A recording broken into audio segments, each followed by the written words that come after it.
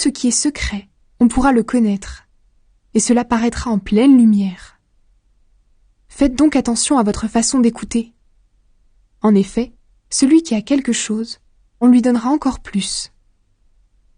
Mais celui qui n'a rien, on lui enlèvera même le peu de choses qu'il a. La vraie famille de Jésus. La mère et les frères de Jésus viennent le voir, mais ils ne peuvent pas arriver jusqu'à lui à cause de la foule. Alors on annonce à Jésus « Ta mère et tes frères sont là, dehors, ils veulent te voir. » Mais Jésus dit à tout le monde « Ma mère et mes frères, ce sont les gens qui écoutent la parole de Dieu et qui lui obéissent. » Jésus calme la tempête.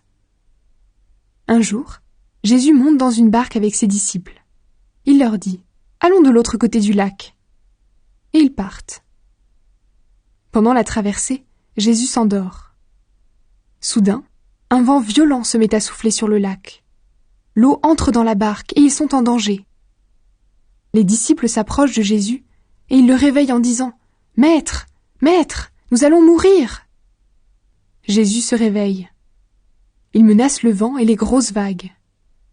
Alors la tempête s'arrête et tout devient calme. Jésus dit aux disciples « Où est votre foi ?» Ils ont très peur et ils sont étonnés. Ils se disent entre eux « Qui donc est cet homme ? Il commande même au vent et à l'eau et ils lui obéissent. »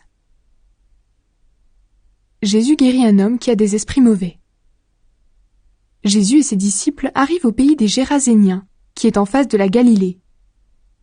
Quand Jésus descend de la barque, un homme de la ville vient à sa rencontre.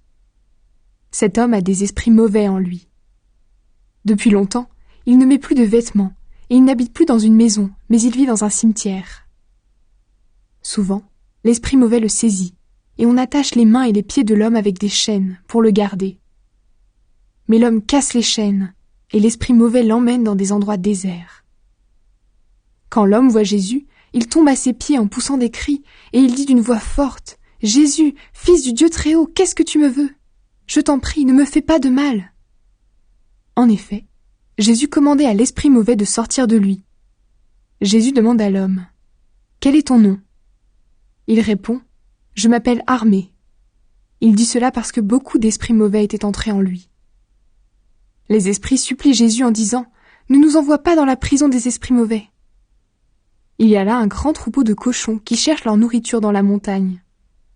Les esprits mauvais supplient Jésus en disant « Permets-nous d'entrer dans ces cochons. » Jésus leur donne la permission.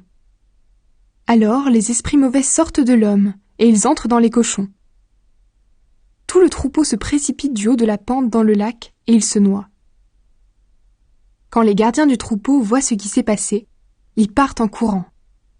Ils vont raconter la nouvelle dans la ville et dans les villages.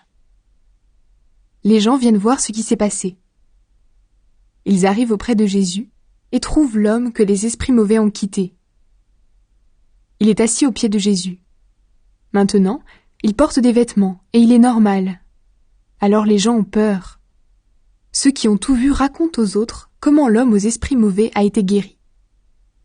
Dans le pays des Géraséniens, tout le monde dit à Jésus « Va-t'en loin de nous !» En effet, ils ont très peur. Jésus monte dans la barque pour repartir. L'homme que les esprits mauvais ont quitté demande à Jésus « S'il te plaît, laisse-moi aller avec toi. » Mais Jésus le renvoie en disant « Retourne chez toi, raconte tout ce que Dieu a fait pour toi. » L'homme s'en va et dans toute la ville, il annonce tout ce que Jésus a fait pour lui. Jésus guérit une femme et rend la vie à une petite fille. Tout le monde attendait Jésus de l'autre côté du lac. Quand il revient, la foule l'accueille. À ce moment-là, un homme arrive. Il s'appelle Jaïrus. C'est le chef d'une maison de prière. Il se jette aux pieds de Jésus et lui demande de venir dans sa maison.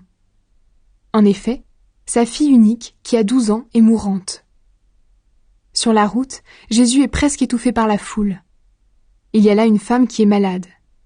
Depuis 12 ans, elle perd du sang. Elle a dépensé tout son argent chez les médecins, mais personne n'a pu la guérir. Elle arrive derrière Jésus et elle touche le bord de son vêtement. Aussitôt, son sang s'arrête de couler. Jésus demande « Qui m'a touché ?» Tous répondent « Ce n'est pas nous !» Pierre dit à Jésus « Maître, ce sont les gens autour de toi qui te serrent. » Mais Jésus dit « Quelqu'un m'a touché. Oui, j'ai senti qu'une force était sortie de moi. » La femme voit qu'elle ne peut pas rester cachée. Alors, en tremblant, elle vient se jeter aux pieds de Jésus. Devant tout le monde, elle raconte pourquoi elle a touché Jésus et comment elle a été guérie tout de suite. Jésus lui dit « Ta foi t'a sauvée, va en paix. » Pendant que Jésus dit cela, quelqu'un arrive de chez Jaïrus, le chef de la maison de prière. Il lui dit « Ta fille est morte, ne dérange plus le maître. » Jésus l'entend et il dit à Jaïrus « N'aie pas peur, crois seulement et ta fille sera sauvée. » Jésus arrive à la maison. Avec lui, il laisse entrer seulement Pierre, Jean et Jacques, avec le père et la mère de la petite fille. Tous les gens pleurent, et ils sont dans le deuil à cause d'elle. Jésus leur dit « Ne pleurez pas, elle n'est pas morte, elle dort. » Les gens se moquent de lui. En effet, ils savent qu'elle est morte. Mais Jésus prend la main de la petite fille et il l'appelle en disant « Mon enfant, réveille-toi !» Elle revient à la vie et elle se lève tout de suite. Jésus commande de lui donner à manger. Ses parents sont vraiment très étonnés, mais Jésus leur donne cet ordre. Ne dites à personne ce qui s'est passé.